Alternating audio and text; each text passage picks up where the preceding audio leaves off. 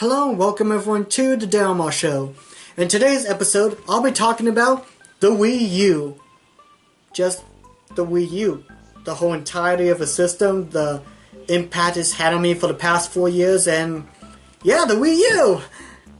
This is gonna be fun. Now I know what some of y'all are thinking. Why are you talking about the Wii U when the next Nintendo consoles is coming out soon? Heck, by the time this video is gonna be released, people have already know what the console is. They all revealed it, and people are gonna be talking about that more. I'm thinking why someone's talking about the previous system. Well, honestly, because the Wii U, there's some stuff that I just want to talk about, and honestly, with the fact that it's a very mixed receptive system. I mean, there's some people who like it and some people who don't like it. Some people who think it has some good games and some who think it just didn't deliver. And honestly, in my opinion, if I had to rate all of my Nintendo consoles, the Wii U will probably would be like in my top 3 or something. Just because I do love the Wii U. It does have some great games that definitely impacted me and are probably some of my favorite games of all time. And I just want to share my love and also kind of anger towards the whole lifespan of the Wii U. Now, I mean, when it first came out, I didn't really know what to make of it. I mean, I knew it was a new console, but the controller just seemed kind of odd. It would be uncomfortable, and I didn't know how the games were going to be played out. But as the system got closer to release, I got majorly hyped. I couldn't wait to see what third-party support the system was going to have, all the new games that Nintendo was going to release, and see how this will revolutionize gaming. Or just be a good system overall. I don't know, what would you choose? And when it was launched, I thought it delivered. There was some good quality games like New Mario Bros. U, ZombiU, Little Inferno, even though that came out a little bit late, but whatever. And there was just some great games. And over the years, I think it had a great library of first-party titles, with little sprinkles of third parties here and there, and some indie development games. Which, I mean, there's a ton of great indie games on the Wii U, whether they be released on previous systems and PC, or just being exclusive to Nintendo. So, I mean, it does deliver some good games. But I will admit, and I'm not going to sugarcoat this, it definitely didn't deliver. In fact, sometimes I do feel kind of cheated from the system, or more or less cheated from Nintendo because of it. For one thing, there felt like a very infrequent release date with games for the system, whether they be third-party or even first-party Nintendo games. It felt like they were coming in a very infrequent release, and there wasn't like, I remember 2013, I didn't really play a whole lot on my Wii U for the past 3 months, simply because of the fact that there wasn't really any games that was released during that year. I mean, sure, there was games that was promises to come out during the fall, but still, a 3-month lifespan without turning on a console and not playing any games showed that they had a very poor start for the system.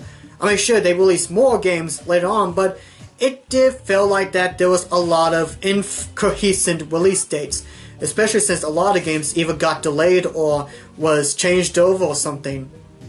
Actually, kind of think that there's been a lot of game delays this gen. Why is that? And for the third-party support, while it did have a good strong lineup during the first year, it felt like they were very, very slim third-party releases overall. I mean, sure, you had some companies teaming up to make some crossover Nintendo titles, like co-intending with Zelda and then Brando Nankai for Pokken Tournament, but not really that often, and it just felt kind of short. I mean, sure, there was tons of indie games releasing, and still plenty of indie games being released over the time for the Wii U, but part of one thing that kind of made me a little bit disappointed with the system was the fact that as well closer to the NX, in fact the last year and a half, I would say Nintendo's just kind of given up all the system already. I mean, sure, they released some games over time. In fact, we're even gonna get Paper Mario Color Splash in the future, and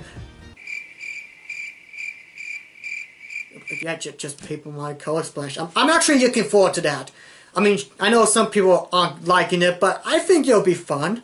Also, I didn't play Sticker Star, so that probably helped me some. But it just felt like Nintendo just weren't interested with the Wii U. It was just throwing in random ideas that just didn't make sense, or games that they weren't like putting 100%, 110% on. In fact, during the last Nintendo Direct, when they showcased the Super Mario Maker for 3DS and Yoshi's Woolly World, that kind of broke me a bit. considering the fact that that showed they just gave up on the Wii U and it's just going strictly to 3DS and now the NX. Which, I mean, I love the 3DS, and heck, I am excited to see what the NX will be like, depending if it's not revealed yet by the time this video. I can't time travel. I just can't. But at the same time, seeing Mario making a 3DS, well, I will admit that does open to a lot of people to play it. It kind of hurt me a bit because, I mean, I really love the system. While my friends were talking about PS4 and Xbox One games, I was supporting the Wii U, and just seeing that, it did break me a bit, really. But that doesn't mean I don't like the system. In fact, again, I will probably rate this on my top 3 favorite Nintendo consoles of all time because it's such a fun system. It has a lot of cool ideas, and sure, the controller doesn't have a great battery life, but I still love playing it. And again, it has some great games. So for this one, I'm just gonna go ahead and show you my favorite Wii U games. This is like in order. These are just the Wii U games that I think sticks out to me. In fact, I'm still collecting Wii U games to try out, and even might talk about later on the show in future episodes. So we're just gonna take a look at these games and talk about my experiences with them and how they affect me in a major way. These aren't like all of my Wii U games. These are just a few that I think sticks out to me the most. And the first 2 games I'm going to talk about are the 2 games I played first on the system, ZombiU and New Super Mario Bros. U. I don't have the game because I'm getting some ungrateful punk borrow it! I'll first talk about this since, well, because I'm holding it. Ironically, it's kind of weird because I'm not a huge zombie person. In fact, I even chose this game over Epic Mickey 2. Which is weird considering the fact that Epic Mickey is personally my favorite game of all time, but whatever. I just love the innovative ways they use the gamepad for this game, such as the door hacking, the weapon crafting, and all the inventory stuff, and it just had a lot of great ideas that I think used the Wii U gamepad perfectly. And I mean, the game is also available on Xbox One and PS4, but I think it's played best on the Wii U. Although I will admit, when I first played this game, I had a bit of a buggy issue. I mean, I got to this one level where I was in this harbor, and as I was going through it, my game crashed on me. It crashed like 3 times on the exact same spot, so I was like, screw it, and just sold it and just got myself the Wii U Pro controller. But after getting this back as a birthday present from my friend Serge, I will admit, it's a fun game, and personally I think the Wii U version is the best way to play because it makes you feel more immersed with the world, and it's definitely an interesting game. I mean, it is very difficult. I'm not used to playing survival horrors at one bit, but I just love the different ways that Ubisoft used for this game. In fact, when the Wii U was coming out, they were actually huge supporters for the Wii U, and then dropped. Actually, the strange thing is, they're saying the same thing about the NX. I really hope it's not gonna happen again. Please don't let it happen again. As for New Super Mario Bros. U, it was a fun game. I mean, granted, I played it shortly after I played New Super Mario Bros. 2, which was a disappointment. But Mario Bros. U, I very loved. For one thing, it was the first Mario game in glorious 1080p HD. And just seeing Mario in a whole HD environment and the whole game, it just looks so beautiful and clean, and I love the whole multi-plane effects with the background. It just was fun. I mean, it's kind of hard to me really choose my favorite New Super Mario Bros. Game because in fact a lot of them have the same type of, well, they all the same style and don't really change a whole lot. But I mean, I would say that's probably my second favorite in the series. My first one being New Mario Bros. On the DS because that was my launch title for the system, and it was a lot of fun. It's not as difficult or like the hardest Mario game per se, but it definitely has a lot of fun stuff, like the squirrel power-up. Being a flying squirrel, it's a lot of fun. I do love that power-up, so if you ever get a chance, definitely pick it up. They actually did release a DLC pack for it that made you play as Luigi, titled New Super Luigi U. And it's a lot more tricky, it's a lot more harder, but you got Luigi who can actually jump higher or float for a long time. And there's also this weird part where he actually slides a little bit, which definitely kind of messed me up a few times. I actually bought the game in its whole physical copy, which I'm a sucker for physical media. I don't care what anyone says. And this game was also released when they did the 30 years of Luigi, so I mean that's pretty fun, I guess. Another Mario game, although this one is a bit more personal to me, and that's Super Mario 3D World. And the reason why this game is a bit more personal to me is because of the fact that this was the first game that me, Nerd Thomas, and Black Cross played on when we opened the new channel for Delmar Pals, when that became its own individual channel. This was the first game we played, and we finally finished World 8 after 2.5 years. I can't believe I'm saying that, but honestly, it is a fun game, and the multiplayer, I mean, it's not pitch perfect, but it's just, it was a lot of fun. That's one thing I actually did favor the Wii U over. I mean, sure, there was some local multiplayer on like the PS4 and Xbox One games, but most of the time it was on online multiplayer, and I'm a sucker for local. I mean, I played online a few, but it just feels much more fun and more personal when you have friends gather around, hunched down on a couch, and just playing the game. So that way, every time someone makes a mistake, you can hit them. Every time they make you mad, you can just choke their little hearts out. Oh. Sorry, I was getting memories of Ned Thomas throwing me and Black Cross off the cliff over and over and over. Okay, as for the game itself, it's fun. It's pretty much a sequel to 3D Land on the 3DS, which I liked. I would have preferred a open world exploration game, kind of like Mario 64 or Galaxy, but what we got, I liked it. It's really fun. I love the cast suit. It's a great power-up. The double mushrooms, the double cherries are also a lot of fun, and we just had a lot of fun. I mean, granted, World Crown, or the level Crown is just, it's a hack level, basically. If you ever got that far into the game, let me know if you've been there or not, because that level is a lot of fun, but also very frustrating. But I just have a lot of great multiplayer memories with me and Thomas and Black Cross playing, and it's also a very fun game, very colorful, very bright, and it still has a lot of great Mario platformers and stuff. But then again, Mario is my all-time favorite franchise, so definitely pick it up if you ever get a chance. I think it was released on the Nintendo Select, so you can get it for like 20 bucks anywhere. Another Nintendo Select game that's 20 bucks, The Legend of Zelda Wind Waker HD. Another thing that this gen is pretty guilty of doing is a lot of remasters. I mean, I'm not against remakes or remasters, but there has to be a reason. Like, say, if it was a game from the PS2 era, I can see it because they want to try and fix the game, remake it, and clean it up and stuff. But if it's just a HD port of like a game that was on the PS3 or Xbox 360, there's no reason to. But Wind Waker HD, I think, was a welcomed remake. I mean, the HD rehaul for the whole Wind Waker style makes the cell shaded look more beautiful than ever. And I'm hoping to bring back, I know I keep saying this, but I'm hoping to bring back original games remakes just so I could talk about this as well as GameCube, because there is a few differences, but I will say the visual style in Wind Waker has improved a lot with the HD overhaul.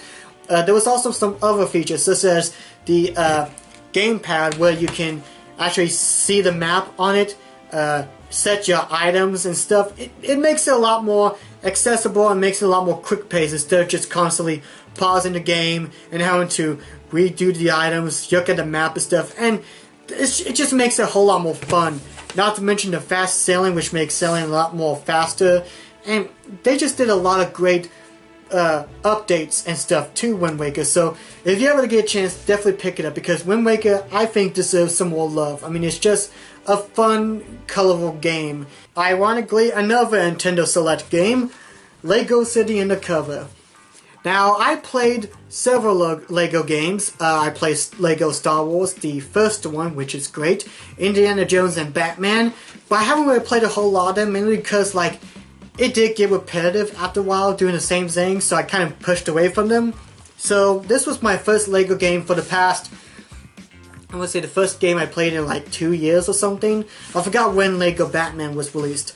But it was great that I actually got back playing this, because Lego City Undercover is an amazing game, and it's something that a whole lot of people talk about when it comes to Lego games, because obviously is a Wii U exclusive because they do use the gamepad for a few interesting things, but not like majorly. I just think it's a really fun game. I mean, it definitely had a lot of the same stuff that I remember playing from Lego, but the major world, just being in Lego City and riding around as a cop, it was a lot of fun. And honestly, I'm actually glad that they finally made a Lego game based on one of the Lego properties, which I thought was something that I wish they would have done, or at least in the whole Lego game style, that is. I mean, I know they did Lego Racers and other Lego games in the past, but I think this one, it was a welcome change of pace instead of just grabbing a already existing IP and stuff. Just using something from the actual Lego franchise was fun.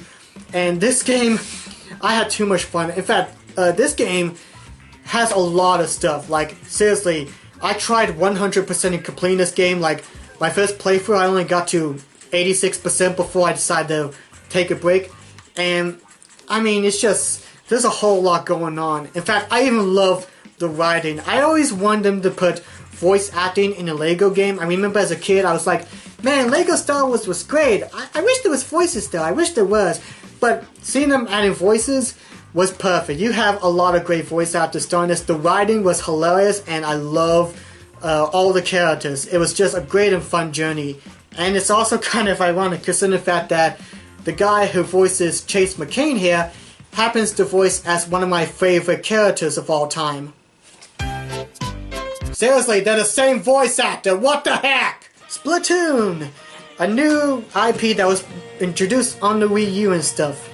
I'll admit, when I first saw the trailer for Splatoon back in E3 at 2014, it was an odd concept because you had like kids in a paintball fight that could turn into squids. Like, it automatically got a lot of the internet people doing a lot of nasty drawings that I wish I can erase from my poor innocent mind.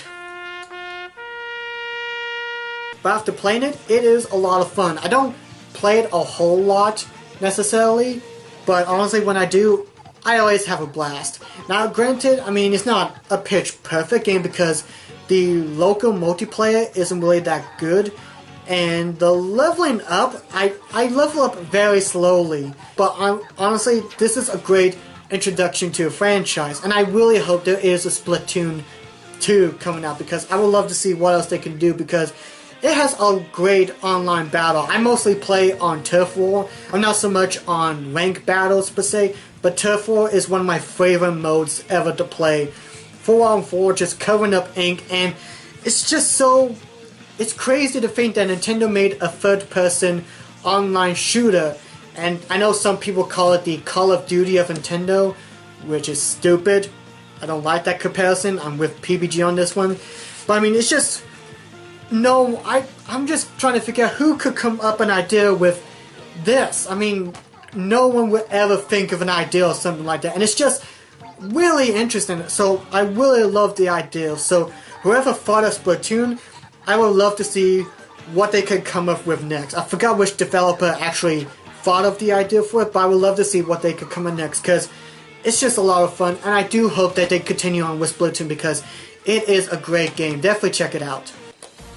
I will admit, looking back on my Star Fox God with You, I probably overhyped a bit on it. I mean, I still like the game, but I probably overhyped it mainly because I didn't really play Star Fox Adventures, God, Assault, or Command when they came out. So for me, when I saw there was a new Star Fox game, it was like, oh my gosh, I can't wait because it's been so long since I played an actual new Star Fox game. And when I played it, it wasn't bad, I liked it, but I will admit, I understand why a lot of people hate it. In fact, my brother Black Cross especially hates this game. I mean, if you ever watch his Let's Play on it, he goes berserk on the last episode. And I understand why. The controls are not the greatest. I can understand a lot of people getting ticked off by them, but honestly, for me, I think it's a lot of fun. The only thing that I wish they would have done is made a lot more interesting story. I wish they would have just come up with a much more original plot for the game and go for a little bit more less of a whole Star Fox 64 on it, because even though I love that game, I wish they would have done something different. But other than that, I still had a lot of fun. There was a few differences that made it enjoyable.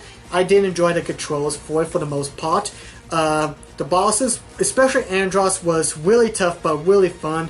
And I love some of the different ways you can operate the R-Ring. You got the gyrocopter, which I thought was fun even though you don't use a whole lot. The Landmaster is my least favorite one. And of course you got the chicken! Okay, I know that's not terribly called, but I'm just gonna call it chicken, whatever. The chicken from Star Fox 2, which I thought was a lot of fun to use. I loved using it, and it was just a lot of fun. If you ever get a chance, do look at my Star Fox Zero review. I mean, again, I may have overhyped it a bit too much, but it's still a fun game. I do recommend it. Although, before we go to the next game, I actually do want to mention Star Fox God, because I did mention I was going to make a review on it. And here's my review! It's fun. Shortest review I've ever done. If you're disappointed by Star Fox Zero, I think you might like Star Fox God. It uses the gamepad in a very unique way, where you have to play as like a security guard, making sure the robot enemies doesn't get in and try to destroy the base, and it's very fun and also kind of difficult as well. The physical copy is only available if you get Star Fox Zero, but it is available to download for $15, I believe. So if you don't like Star Fox Zero, at least give God a try, because it is fun. In fact, it wasn't even a Star Fox game. It actually started as a tech demo they released a few years ago, along with that Project Giant Robot where you use the gamepad to like fight. Whatever happened to that? I hope they bring that idea, because I like the idea of a giant robot fighting game or something, but definitely give Star Fox God a try. It is fun. Smash Bros. On Wii U is without doubt my personal favorite Smash Bros. Game ever. Now granted, I'm actually going to be saving Smash Bros. For another time because I'm going to be doing a retrospective, but for a short clip version, it's fun. It has a great cast of characters, not to mention, we got amiibos! I love amiibos. I don't care if the uses for them aren't exactly that good. I love collecting them. They're so cute and wonderful, and I just love them. And I even got a possessed amiibo out of it! That's a plus. Super Mario Maker is a game that I am in love with. I mean, I don't play a whole lot as I used to because I'm so busy with other stuff, but it is a game that is a fan dream come true. We've seen fan games all over where people make mod hacks, especially like Kazu Mario and stuff like that, but being able to make your own Mario levels is something every fan, back even when I think people who first discovered Nintendo saw, it's like, wow, I want to be a Nintendo developer so I can make my own Mario levels. Hey, that last part was probably from my youth, so please, I was a strange child. But Super Mario Maker is so great. I mean, granted, it's not like, there are some details I think they probably missed in the customization system, and searching for levels, I will admit, is kind of tedious and not the best. But I mean, it's such a great game. It is perfect. It was built for the gamepad. I mean, you can make your own levels with it. Just makes it a whole lot more accessible, and seeing the levels that people come up with are just mind-boggling. I mean, there are even some people who can make entire melodies out of Mario Maker, which definitely shows you the love that the game has from the community. And it's just a relatively fun game. I even made my own Mario levels, so maybe one day I'm hoping to try showcase them in Delmar Palace Mrs. About. But if you want to give them a try, I actually will leave level codes for a few of my levels that you could try out, and let me know what you think of them. This next game, I will admit, it is a game that I think not a whole lot of people are going to talk about, and it's probably a game that may be obscure, but I am absolutely in love with this game. I'm going to be doing a whole review of it for No Shave November, but trust me when I say it is a fun game, and that game is Tokyo Mirage Sessions #FE. I just call it Tokyo Mirage Sessions because, well, that #FE part I don't like, but it is a game that is a cross between Shin Megami Tensei and the Fire Emblem games. And even though I'm just recently getting into Fire Emblem with Fates, which is an amazing games I should say, and I don't really know a whole lot about the Persona or Shin Megami Tensei series, but I even say that I love this game. I just recently beated it and gotten the true ending for it, and I have to say I'm really glad that I picked this game out of the blue because it is really fun. I will admit, it's not like the most intense, darkest game out there. In fact, one could say that it's probably a lot more lighter tone than the previous Atlas games, if you want to say. But let me just say that I had a lot of fun with this game. The characters are all enjoyable and likable. The battle system is really interesting and definitely has a whole J-pop idol theme going on with it. And not to mention, I love the songs for it. I'll be talking about this game in the future, but let me say, I hope there'll be more love, because every time I mention this game to people who even have a Wii U, some people will probably ask like, what's that? Tokyo Mirage? What is that? And I hope there's a lot more love for this game in the future, because I think this is a fun, absolute great game. In fact, it even got me to think about playing the Persona games, because my friend Gothbat is a huge Persona fan, and I am definitely gonna try it out. So if you ever get a chance, definitely pick it up. And it's an RPG on the Wii U. They don't happen that much. I mean, sure, there may be some indie games like Child of Light, but that's about it. So if you're an RPG fan, definitely try it out. And now we come to my #1 favorite game on the Wii U. It's perhaps now a game that I'm going to call one of my favorite games of all time. It has affected me because I am a huge fan of this franchise and genre, that it surprised me so much that I love playing this game, even to this day. And I just can't, if I had to choose one Wii U game to live, it will probably be this. And y'all probably know, because I've talked about it several times on both my show, as well as a sub-series I did a few years ago. And that's Mario Kart 8. Words cannot describe how much I love this game. Even though I talked about this game a whole lot, I just feel the need to just praise this, because I mean, I've done a whole Mario Kart retrospective just before this game got released, mainly because I love the Mario Kart games. I love them. It's been a huge part of my childhood, and I love playing them to this day. And even though I love like 64 and DS, Mario Kart 8 topples all of that, because everything they did for this game is perfect. Visually, it's one of the best looking games on the Wii U, hands down. Has an amazing soundtrack that I listened to deaf before this game released, that got all the tunes stuck in my head. The controls for this game are ace, pitch perfect, and the anti-gravity mechanic is so much fun, and it's just a great game. It has so much personality, and even the DLC, which I even talked about in an episode last year, is a lot of fun. It's probably one of my favorite DLC packs. I mean, I doubt DLC will be pitch perfect, but it's one of my favorite DLCs that I'm glad I pre-ordered or pre-purchased per se. But I'm just gonna say that Mario Kart 8 is my all-time favorite Wii U game, one of my all-time favorite games, and it's such a lot of fun. It really is, and I have a lot of great memories of playing this game with Nerd Thomas and Shadow and stuff, and it's definitely a game that I regularly pick up, even if you're not, like, even if you're just not really thinking about a Wii U game, or like trying to think of other games to get for your Wii U collection.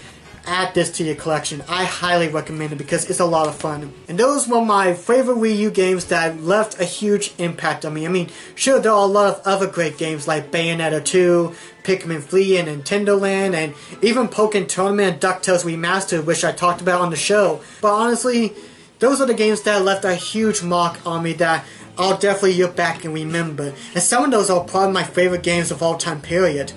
But I will say, the Wii U, well, it did not do great, and even though I am kind of angry for Nintendo not doing a whole lot to support the game, or the system, I will admit, I love the Wii U.